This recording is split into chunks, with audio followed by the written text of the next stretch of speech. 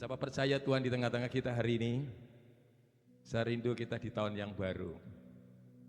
Saya rindu sebenarnya jemaat semua Bapak Ibu. Tahun ini kita kan kemarin gak ada ibadah tahun baru kan. Iya Pak ya. Gereja-gereja ada yang tetap ibadah mengawali tahun. Jemaat bisa semua hadir sebenarnya. Bukan hanya pengurapan kemarin. Kita membuka pintu kan. Masuk di tahun 2026. Karena tahun 2026 kita lihat situasi tidak semakin baik kata dunia, tapi bagi kita luar biasa. Amin. Karena Tuhan menyertai kita kan. Kenapa saudara yang kasih Tuhan? Kalau kita lihat dunia kan nggak mudah. Saudara yang kasih Tuhan, saudara kita, tetangga kita ini sudah pindah, ini tutup. Tahu ya saudara? Yang biasa makan nasi goreng tuh loh. Enak kan nasi gorengnya ya? Pindah. Kemarin saya sempat sharing. Kenapa pindah Pak? Waduh, wangel golek duit. Sepi. Ujung-ujungnya masih sepi. Ekonomi angel. Di sini saudara tahu, kalau seluruh situasi kayak gini, butuh siapa? Tuhan Pak. Tuhan. Pengalaman-pengalaman ilahi dengan Tuhan saya banyak sekali saya alami. Di tengah terpuruk, di tengah situasi nggak ada, Yehova Jireh datang mencukupkan saya. Amin. Yang sakit disembuhkan karena Yehova Rafa datang. Amin. Mau periksa dokter, dokter kan mahal. Artinya sehat ternyata mahal. Hari ini Bapak Ibu tetap sukacita. Saya melihat karena Tuhan Yesus baik, memberi kesehatan. Katakan dong salam dengan muka yang sukacita. Tuhan Yesus baik ya. Iya, jangan tegang lah. Rileks Bapak Ibu, rileks. Santai saja kita. Karena apa saudara? Betapa hebat kuasanya. Makanya saya ingin Bapak Ibu. Saya mau sampaikan, mari jemaat GPSI Tuhan, kita bertumbuh bersama. Saya bersama istri saya, saudara, dari pastoral dan juga beberapa tim yang luar biasa memulai gereja ini. Itu dengan pergumulan. Bukan ngawur Bapak Ibu. Dari mulai kita sharing, ngomong dari rekan-rekan yang luar biasa, hebat Bapak Ibu. Sampai terbentuklah gereja di tempat ini. Dan saya yakin akan terus berlanjut ini perkara yang Tuhan mau kerjakan. Saudara rindukan gereja yang besar kan? Gereja permanen kan? Makanya terus ikuti jejak rencana Tuhan.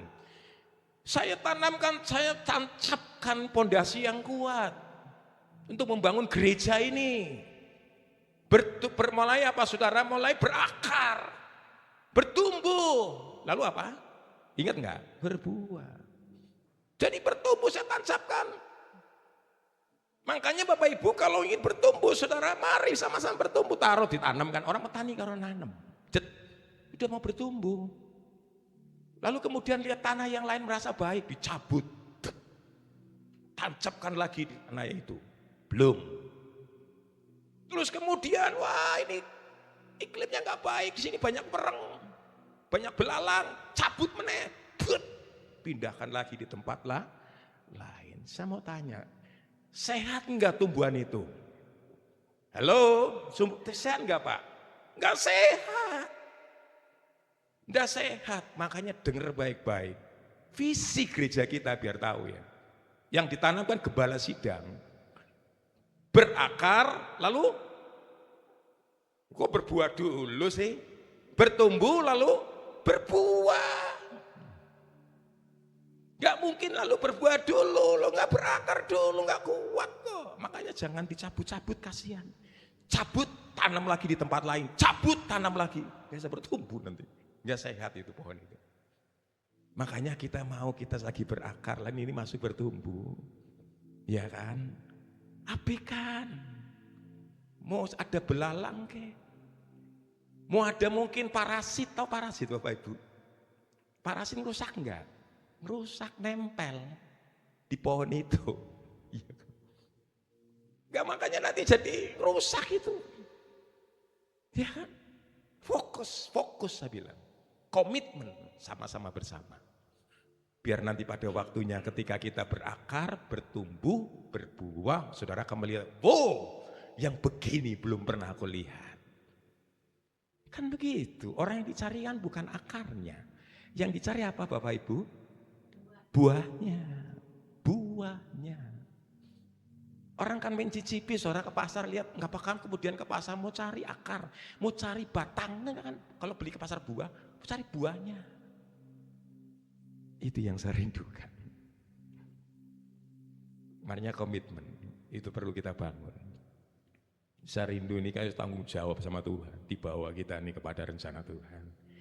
Saya nggak mau nanti ketika saya sampai pada waktunya ketemu Tuhan, kamu tuh belum selesai. Tanggung jawab lo domba-dombamu ini. Saya enggak mau, salah. Karena saya sebuah misi. Alasan saya enggak mau pulang ke Pati karena saya takut sama Tuhan. Saya kayak dibombardi sama Tuhan begitu awal mula kemarin dulu itu. Kamu enggak tanggung jawab ya kamu. Makanya itu alasan. Walaupun sakit, walaupun banyak persoalan, saya tetap melayani Tuhan. Katakan amin. Di gereja ini. Amin. Maka itu kita sama-sama mari bertumbuh. Saya bersyukur dari sebagian Bapak Ibu ada yang waktu awal mula kan bermimpi kan. Macam-macam, melihat macam-macam lah, lihat kawan merah, lihat macam-macam, lihat segala macam, tanda-tanda. Artinya Tuhan itu mau di situ. Amin. Nah makanya saudara kasih Tuhan, saya sangat tertarik, saya review kembali nih khotbah pernah. Efesus 1 coba kita lihat. Ini pesan Rasul Paulus saudara, karena dia mengasihi jemaat di Efesus. Lihat Efesus pasal yang pertama, ayat 15 sampai ayat yang ke-20. Sudah dapat ayatnya Bapak Ibu? Efesus 1 ayat 15, karena itu setelah aku mendengar tentang imanmu dalam Tuhan Yesus dan tentang kasihmu terhadap semua orang kudus, aku pun tidak berhenti mengucap syukur karena kamu. Dan aku selalu apa? Mengingat kamu dalam doaku dan meminta kepada Allah Tuhan kita Yesus Kristus, yaitu Bapa yang mulia, itu supaya ia memberikan kepadamu roh apa? Hikmat dan wahyu untuk mengenal Dia. Oh Tuhan rupanya demikian supaya memberi roh hikmat. Saya lihat ini ya saudara dari ayat yang ke-15 tadi. Tuhan ingin supaya bukan Tuhan, Paulus ini maaf. Paulus permintaan Paulus ketika dia berdoa nanti kita akan lihat. Bukan minta saudara supaya kita ini diberkati melimpah. Nah saudara kasih Tuhan. Kalau kita laut Paulus bukan mengatakan pengen diberkatin melimpah, nggak salah. Biar melimpah pekerjaanku, usahaku, enggak salah. Ya apa enggak saudara? Enggak salah. Karena ada firmannya kan, Yohanes pasal 10 ayat 10, masih ingat enggak? Aku datang memberikan hidup kekal dan hidup apa? Berkelimpahan. Tapi bukan hal ini yang Paulus doakan kepada jemaat di Efesus. Bukan Paulus berkata aku pengen jemaatku di Efesus ini yang masih jomblo, yang masih single supaya cepat dapat jodoh. Enggak. Halo, muda enggak ya? Udah banyak pasangan ini kok. Bukan. Tapi yang Paulus inginkan, saudara perhatikan. Yuk kita lihat yuk. Ayat 16 tadi. Aku pun berhenti mengucap syukur karena kamu dan aku selalu mengingat kamu dalam doaku. Ayat 17 lihat. Dan meminta kepada Allah Tuhan kita Yesus, ini permintaan Paulus, yaitu Bapa yang mulia supaya ia memberikan kepadamu apa? Roh hikmat dan wahyu, perhatikan, mengenal Dia dengan benar. Saya tadi katakan enggak salah kita cari berkat. Tapi saudara ingat kan, yang mengatakan di firman Tuhan itu saya lupa ayatnya itu, cari dulu kerajaan Allah dan kebenarannya maka semuanya akan ditambahkan. Cari dulu kerajaan Allah. Bicara tentang Allah, bicara tentang kehadiran Tuhan itu kan kerajaan Allah. Dan kebenarannya, saudara benar saya yakin, blessing datang, berkat datang. Saudara hidupnya menyimpang kanan, menyimpang kiri, ruwet saudara sama Tuhan. Jangan salahkan Tuhan.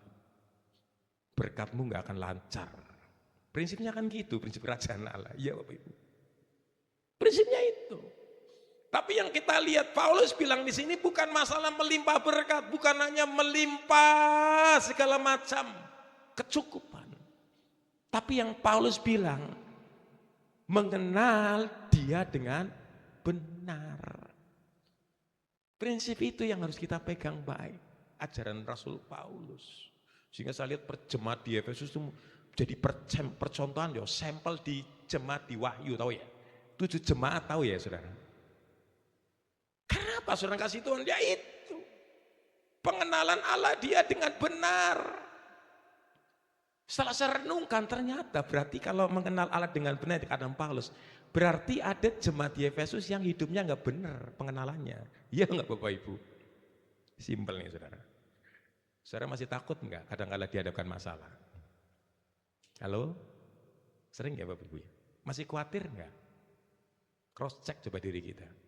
Berarti kan kita belum mengenal Tuhan dengan benar. Saudara lupa kan Tuhan menyertai kita kan? Saya mau tanya dulu nih simpel. Saudara merasakan Allah di tengah kita enggak?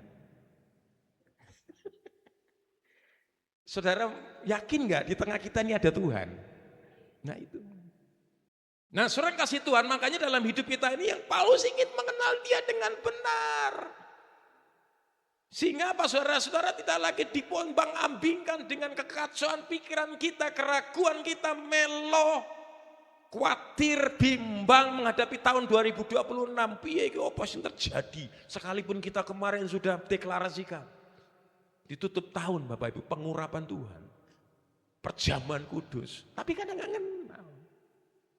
Makanya dia bilang roh hikmat itu loh Paulus bilang diberi dalam hidup kita, hikmat pengertian Allah. Karena itu penting Bapak Ibu, kita mengerti siapa Allah kita. Bukan hanya Yehova Rafa, Allah yang menyembuhkan. Bukan hanya Yehova Jireh, Allah yang mencukupkan. Bukan hanya Yehova Nisi, Allah yang melindung. Itu atribut Allah. Kita kan pemahaman kita kadang terlalu sempit. Pahamnya cuma Yesaya pasal 9 ayat yang kelima, masih ingat gak itu? Itu sering dikumandangkan di Natal itu. Seorang anak telah lahir, Raja Damai, terus apa? Lambang pemerintahan ada di bahunya. Ngertinya itu aja, padahal Tuhan itu sangat luas. Unlimited. Tidak seperti kita terbatas. Kita punya bos misalnya di atas. Saudara bisa percaya dia akan konsisten dengan kita? Belum tentu loh. Saya pengalaman kerja saya pernah ngalami demikian bos. Dulu Bapak Ibu, belum saya bertobat itu. Pikir baik. Kecentok sedikit dengan bawahan, berubah Bapak Ibu. Dian bener. Iya loh. Friend, teman, centok manusia. Tapi Tuhan, enggak. Kita udah buat dosa aja dia mengampuni, ya enggak? Makanya Tuhan memberikan ilustrasi tentang anak yang terhilang. Masih ingat enggak? Itu kan sebenarnya Yesus sedang memberi gambaran. Iki loh, aku iki seperti ini. Seperti Bapak. Anaknya menghambur-hamburkan, nakal iki siswa. Pergi ke negeri jauh. Pulang saudara kasih Tuhan, kembali ke bapaknya. Saya mau tanya nih, ya, diterima enggak sama bapaknya? Diterima Bapak Ibu, dirangkulnya, dibikin pesta. Tuhan luar biasa ya. Sehingga Tuhan bilang begini, Yesaya pasal 1 ayat 18, mari berperkara, sekalipun dosamu merah seperti kirmisi akan menjadi apa? Putih seperti salju. Makanya Bapak Ibu kasih Tuhan, saya tidak salah. Karier, ekspektasi yang kita mau bangun terus demi sukses, pencapaian-pencapaian. Tapi sadari dalam hidup kita butuh Tuhan. Saudara yang naik karier, saya punya teman ini di Jakarta kemarin telepon. Istrinya yang telepon. Dia punya perusahaan loh. Luar hebat saudara. Tapi kemudian apa yang terjadi? Hanya masalah kecil loh dengan Tuhan. Kecil. Gara-gara dia makan apa ya? Sate kambing nggak salah. Stroke Bapak Ibu. Nggak bisa apa-apa bekerja. Kacau. Pikirannya nggak bisa normal. Mengelola sebuah perusahaan di terus nebojone belum tentu bagus. Di situ rasa merenungkan, itulah betapa pentingnya Tuhan ada dalam hidup kita. Minta kesehatan, umur panjang. Iya kan? Bapak Ibu masih pengen melihat anak cucu kan? Masa mau dipanggil Tuhan dulu sih? Kalau emang diizinkan nggak apa-apa ya. Tapi kan kita pengen melihat kesuksesan anak-anak kita kan? Minta sehat sama Tuhan. Amin. Saya percaya itu nggak tahu viral apa enggak itu di dunia sosmed ini. Media sosial tentang COVID. Teman-teman saya udah recok banget masalah COVID varian baru tahun 2006. Wah, ini yang aku percaya. Wis percaya sama Tuhan, Tuhan menyertai kita Bapak Ibu. Amin. Makanya Paulus bilang, mengenal dia dengan benar. Ya, makanya saudara kasih Tuhan, firman Tuhan yang saya bagikan saudara kasih Tuhan, kita akan melihat nanti bukti kehebatan Tuhan. 2000 tahun yang lalu bukan hanya terjadi bagaimana Tuhan melakukan banyak hal, hari ini pun tetap sama. Amin Bapak Ibu. Makanya di sini mengatakan Yohanes 18 supaya ia 18 Pak, menjadikan mata apa itu? Hatimu terang. Berarti ada yang enggak terang ya, peteng terus. Dibukakan. Agar kamu apa itu? Mengerti pengharapan apakah yang terkandung di dalamnya, panggilan betapa kayanya kemuliaan bagian yang ditentukannya bagi orang-orang kudus. Makanya saudara kasih Tuhan, kita harus perlu mengerti. Ayat yang keberapa itu? 18 ya. Menjadikan mata hatimu terang, diterangi terus firman Tuhan, mengerti. Pengharapan apa yang terkandung panggilannya betapa kayanya kemuliaan bagian yang ditentukan bagi orang-orang kudus. Jangan asal yes man. Tahu yes man Bapak Ibu? Iya. Alkitab. Makanya di sini katakan saudara kasih Tuhan menjadikan mata hatimu terang agar kamu di sini katakan mengerti. Iya kan? Mengatakan mengerti, ternyata mengerti itu sangat penting Bapak Ibu. Selama ini kan kadang-kadang sering kan, oh kayak gini kita ngikutin, karena nggak ngerti kan. Tapi bersyukur firman Tuhan, Daud pernah mengatakan, firman-Mu pelita dan terang bagi jalanku. Sehingga kita terus nih berjalan. Jalan serta Yesus, jalan sertanya setiap hari. Jalan serta Yesus selamanya. Sekali lagi coba. Jalan serta Yesus, katakan. Setiap hari jalan serta Yesus. Biar kita dituntun terus. Supaya kita nggak kesesat Bapak Ibu. Jalan kita belum selesai, belum kelar. Belum. Tapi kalau sudah sampai kepada tujuan, kemarin kita belajar tentang perjanjian kan, sampai ke Kanaan. Di situ akan melimpah susu dan madunya. Nah kalau nggak ngikuti jalannya biar. Makanya perlu tuntunan Tuhan, minta mata hati kita ini diterangin. Seorang kasih Tuhan, setelah saya pelajari Bapak Ibu, saya renungkan semalam ini, maksud Rasul Paulus ini. Coba kita lihat dulu, ayat 19 coba. Mengerti apa ini? 19. Dan apa? Betapa hebat kuasanya bagi kita yang percaya sesuai dengan kekuatan kuasanya. Sehingga bukan hanya slogan, oh nempel di gereja tema, tapi saudara nggak mengerti kok. Saya harap mengerti ya, paham ya. Betapa hebat kuasanya itu ditancapkan di hati kita. Kita masuk di tahun 2026, ini jadi sesuatu hal yang terpatri di pikiran dan hati kita. Aku melangkah di hari tahun yang baru. Kuasa Tuhan hebat ya, bagi kita. Sekalipun ekonomi carut marut, sekalipun harga-harga mahal, aku percaya kok, aku punya Tuhan yang hebat kok. Kalau ini bisa terjadi ketika apa? Mengerti. Sama-sama katakan dong, mengerti, understanding bahasa Inggrisnya. Saya lihat Alkitab King James itu, bahasa Inggris. Understanding, mengerti, paham. Loh kalau nggak ngerti ya Bapak-Bapak akan yes man, yo. Mengerti betapa hebatnya kuasanya bagi kita. Tapi saya pelajari Bapak Ibu, dalam hidup kekristenan yang sejati, ada dua sisi yang tidak bisa kita tinggalkan. Ini yang saya bagikan. Sehingga kita bisa melihat bukti kehebatan Tuhan, pelajari dengan baik. Dua sisi ini yang tidak bisa kita hilangkan dalam hidup kita. Sehingga kita bisa berkata betapa hebatnya kuasa Tuhan.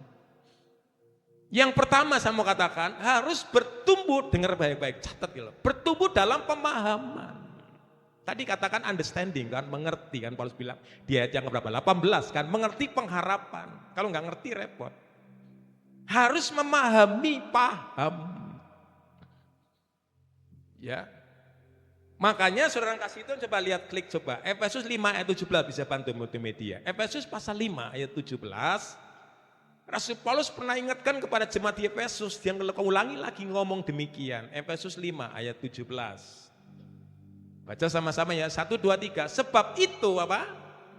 Janganlah kamu bodoh, tetapi usahakan supaya apa? Mengerti kehendak Tuhan. Jangan bodoh makanya. Sehingga nggak ada istilah kemudian kita tertipu. Kemarin saya dengar ada orang ketipu mak-mak Bapak Ibu karena pinjol. Di sini nggak ada yang main pinjol ya. Tertipu bonus. Sekarang nih ajaran-ajaran sesat nih nggak kayak dulu. Tahun 80-an kan harus menghadiri. Sekarang itu ada di tangan saudara. Ngerti maksud saya? Di tangan saudara, dan saudara tiap hari kan selalu nempel di tangan saudara kan, masak ya kring kring kring kring kring kring. Ya Pak ya? Iya. Sedikit ambil masak sampai kemudian karena asik tik tik tik tik tik tik, tik gosong. Dekat dengan saudara. Kalau saudara nggak hati-hati, nggak mengerti kehendak Tuhan, jadi bodoh nih Paulus bilang. Karena dekat dengan saudara-saudara itu, makanya harus bertumbuh dalam pemahaman, pengertian. Lalu yang kedua, saya mau sampaikan, yaitu pengalaman, alami Tuhan. Bukan hanya kita ngerti, paham, ajaran ini kita mengerti, ini yang lagi bahaya nih gnostik, tahu ya? Paham gnostik. Paham gnostik itu mereka itu percaya Tuhan keberadaan Allah, tapi nggak percaya doktrin gereja. Nggak percaya tentang agama Bapak Ibu. Loh sekarang agama mereka apa? Makanya kemarin saya sedih, di Spanyol itu ada gereja besar Bapak Ibu. Saya baca kemarin ya di YouTube dan juga media. Dijual Bapak Ibu. Karena apa? Mereka itu kemudian jemaatnya pada bubar. Sampai ngelus dodo pendetanya. Karena itu ajaran gnostik masuk. Ini kan nggak percaya lagi sebuah agama. Agama mereka apa? Ateis kah? Gnostik kah? Percaya Tuhan. Tapi nggak mempercayai loh. Aturan zaman dulu sudah ada ibadah kok. Tabernakel Musa itu kan. Itu kan gereja. Mengumpulkan umat Israel di tabernakel Musa. Salomo juga. Bait Allah sekarang masih ada di Israel kan. Nah saudara yang kasih Tuhan, makanya hati-hati. Nah pengalaman perlu, bukan hanya kita mengerti, paham, iki ajaran ini ngerti, firman Tuhan tahu, tapi nggak ngalamin. Saya percaya Bapak Ibu di sini sudah mengalami pengalaman-pengalaman ilahi dengan Tuhan, ya Pak ya. Saya kadang crosscheck kan, di mana Bapak Ibu? Saya lebih gampang crosschecknya di mana? Family home. Loh, kalau kesaksian kan berarti ngalami Tuhan. Iya kan Bapak Ibu? Saya ditolong Tuhan, saya mengalami bagaimana Tuhan bekerja dalam hidup saya mengalami pekerjaan yang luar biasa, ekspektasi yang terus naik. Pengalaman, saya sakit disembuhkan Tuhan. Saya mau tanya, di antara kita siapa yang pernah mengalami pengalaman dengan Tuhan angkat tangan tahun lalu? Semua pernah ya? Ngalami dulu. Makanya saudara kasih Tuhan, saya pelajari Ayub, tahu ya, hebat kan dia kan? Ayub 1 kan dikatakan dia orang yang saleh, jujur, takut akan Tuhan dan menjauhi tapi dikunci di Ayub 42, apa yang Ayub katakan?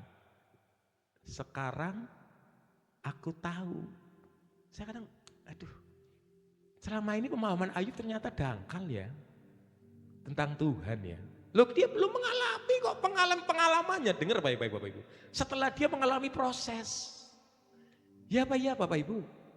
Dia sakit dulu, habis, lalu kemudian dia disembuhkan Tuhan, Ayub kan, lalu kemudian hartanya dikembalikan Tuhan, baru dia bisa berkata, sekarang aku tahu. Nanti baca di rumah tuh, Ayub 42, 1 sampai ayat 6 itu kesaksian Ayub, dia ngomong tentang pengalamannya. Ternyata dia berkata bahwa bertumbuh dalam pengalaman itu penting, bukan hanya teori. Makanya kerinduan saya jemaat GPST Tuhan, kita mengalami pengalaman-pengalaman ilahi dengan Tuhan ketika kita sungguh-sungguh dengan Tuhan. Amin. Di tahun baru ini yang bekerja, kita akan dinaikkan posisi kita, bukan jadi ekor kan firman-Nya, tapi engkau jadi kepala, bukan turun, akan naik. Dipercayakan lagi, kita akan menjadi leader-leader yang hebat. Amin. Yang berdagang, jualan bisnis, bukan hanya jualan itu aja, dibuka lagi cabang, dibuka lagi usaha terus berkembang. Karena menggenapkan firman Tuhan, Ulangan 28, bukan jadi ekor, tapi kepala, bukan turun atau naik.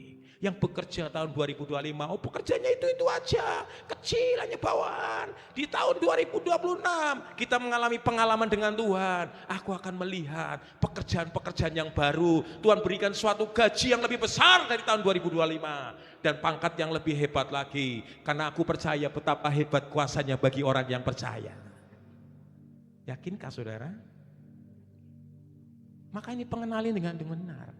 Nah, saya renungkan saudara, prinsip tentang kehidupan kita, dua sisi yang berbeda ini tadi tentang bertumbuh pemahaman dan pengalaman ini, itu ibarat mata uang. Tahu koin ya? Mata uang ya. Tahu koin gak Bapak Ibu? Ada yang koin kan? Dulu ada uang emas ya. Koin itu kan ada dua sisi kan? Betul nggak? Yang bagian depan apa? Gambar. Bagian belakang nominal. Betul nggak?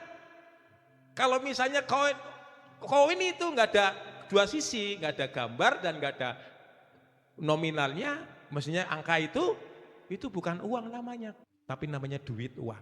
Ketika ada dua sisi, kalau hanya satu sisi, dengar baik-baik, kita bertumbuh dari pemahaman aku paham, mengerti. Firman Tuhan mengatakan gini, nanti jadinya yang bahaya nih, dengar baik-baik, kita hanya menjadi orang judgment, penghakiman. Saya nggak mau di gereja ini ada penghakiman, karena kita belum sempurna. Halo, ya Pak ya, kita nggak sempurna Pak. Makanya saya sering dikoreksi, bersyukur, karena saya masih ada banyak kekurangan. Amin. Kan Paulus pernah ngomong jemaat di Kolose, saya ingat.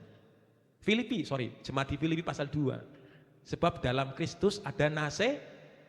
Artinya apa? Jemaat di Filipi masih ada kekurangan, sekalipun pastor, pendeta, romo, majelis, penatua itu belum tentu sempurna. Makanya jangan merasa kita hebat. Yang hebat itu siapa saudara? Betapa hebat siapa?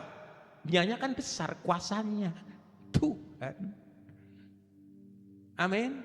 Nah, makanya Bapak Ibu kasih Tuhan, ini ibarat demikian. Kalau kita hanya bertumbuh dalam pemahaman, mengerti Bapak Ibu kasih Tuhan, tapi enggak pengalaman-pengalaman, yang saya takutkan ini hanya penghakiman itu pertama. Kedua, penyesatan terselubung.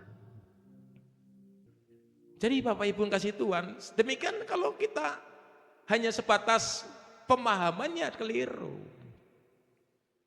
Tidak salah kita belajar terus pemahaman mengupgrade, itu saya sarankan.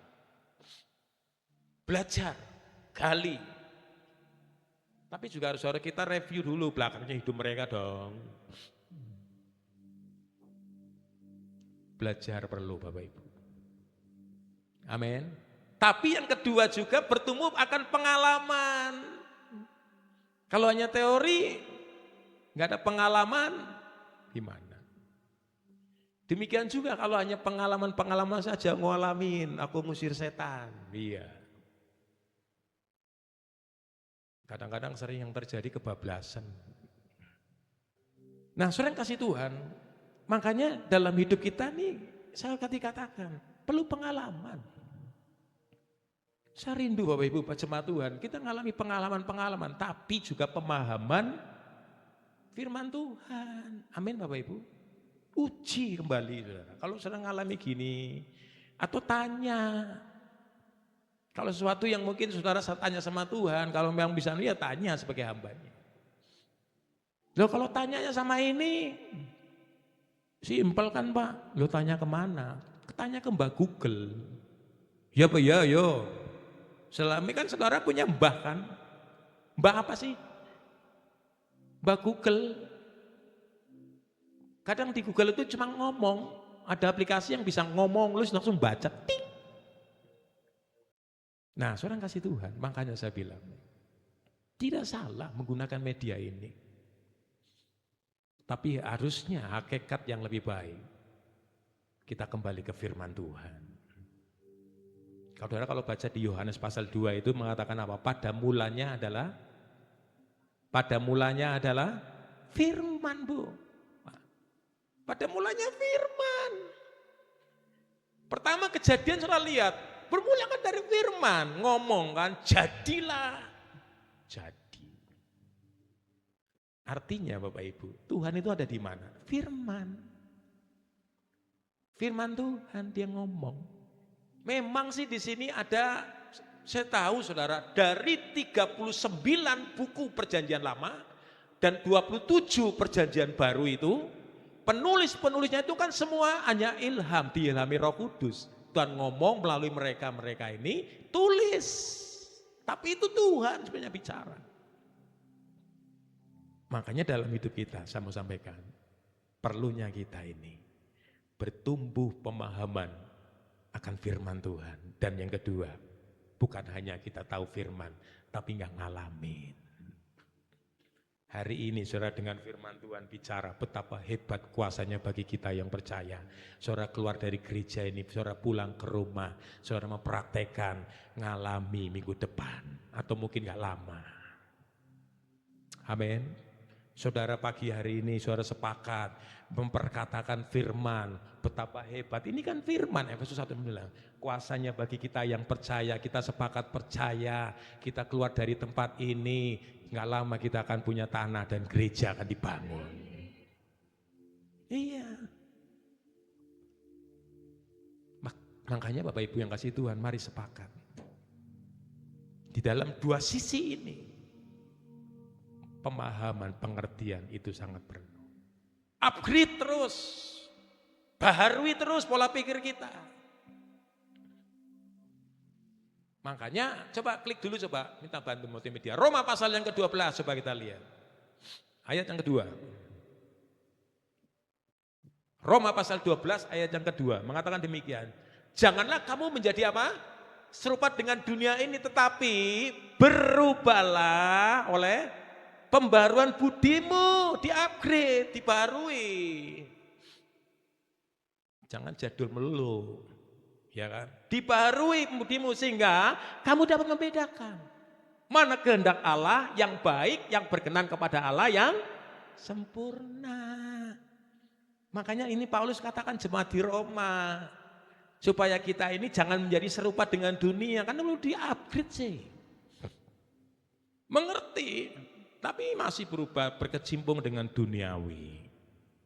Di dunia masih takut, ikut takut. Di dunia masih khawatir, masih khawatir. Iya kan? Di dunia masih rame dengan apa saudara? Dengan pinjol, ya saudara ikut-ikutan.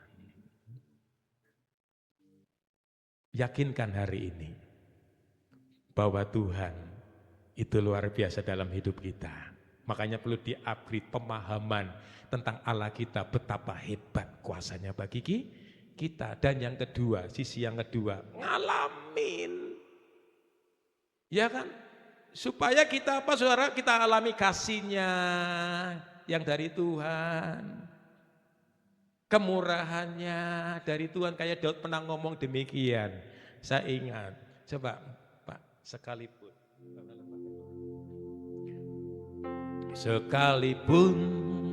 aku dalam lembah kelam, Mazmur 23 itu, ku tak takut sebab kau besertaku. Ini kata Daud. Sekalipun badai topang datang menerjang di sisiku. Yuk sama-sama katakan refrennya, aku percaya. Aku percaya. Katakan berkatmu, berkatmu atasku melimpah. Kebajikan, kemurahan selalu melingkupiku. Ku puji, ku sembah Kau Tuhan. Ini ungkapan Raja Daud. Kenapa Daud disukai Tuhan? Kenapa Daud disayang Tuhan? Bahkan hatinya berkenan di hadapan Tuhan. Karena saya lihat hatinya ini loh Bapak Ibu. Bukan hanya pemahaman. Dia tulis di Mazmur 23 karena pemahaman tentang Allahnya. Sekalipun dalam lembah kekelaman dia bilang, dia tidak takut bahaya. Sebab Tuhan besertaku. Dia tahu firman yang ditulis oleh Nabi Musa, oleh para pendahulu-pendahulunya. Tapi kita belajar nih loh, dua sisi ini. Dia belajar memahami betapa hebat kuasanya. Sehingga dia sekalipun melewati lembah yang kelam, Daud pernah mengatakan, dia tidak takut bahaya. Sebab Allah besertaku. Kalau saudara lihat di Mazmur, coba kita lihat, coba. Mazmur pasal 23 ayat yang ke-6, saya suka ayat ini saudara. Mazmur 23 ayat yang ke-6, Daud mengatakan demikian nih, Mazmur 23 ayat yang ke-6. Dia mengatakan kebajikan dan kemurahan belaka akan mengikuti aku seumur hidupku, dan aku akan diam dalam rumah Tuhan sepanjang masa. Dia tulis ini sudah ngalamin, dengar baik-baik. Apa yang dia tulis di Alkitab itu, di Mazmur itu, pengalaman-pengalaman. Dia sudah ngalamin. Ternyata hidup dia dengan Tuhan, enaknya luar biasa. Sehingga dia berkata, kebajikan dan kemurahan Tuhan. Ini pengalaman ini yang saya rindukan. Bukan hanya pemahaman-pemahaman firman. Tapi saudara pulang dari tempat ini mengalami pengalaman kebajikan, kemurahan Tuhan akan mengikuti aku. Seumur hidupku, aku akan diam dalam rumah Tuhan sepanjang masa. Saudara masuk di tahun 2026. Saudara akan berkata, apapun masalah yang aku alami, dunia bisa berubah, kekacauan tidak terjadi di mana-mana, bencana alam terjadi, tapi aku percaya ada kebajikan Tuhan dan kemurahan Tuhan mengikuti aku seumur hidupku, bukan hari ini. Seumur hidup kan sampai matinya Daud, ya Pak ya? Enak kan? Siapa yang rindu kita akan mengalami kebajikan Tuhan, angkat tangan. Maka itu biar doa saya, jemaat di tempat ini memiliki pemahaman pengenalan yang benar kepada Allah kita, bahwa bukti kehebatan Tuhan dibuktikan, bahwa betapa hebat kuasanya bagi kita yang percaya, sesuai dengan kekuatan kuasanya. Mari kita datang di hadapan Tuhan. Tuhan Yesus memberkati, kita rindukan Tuhan.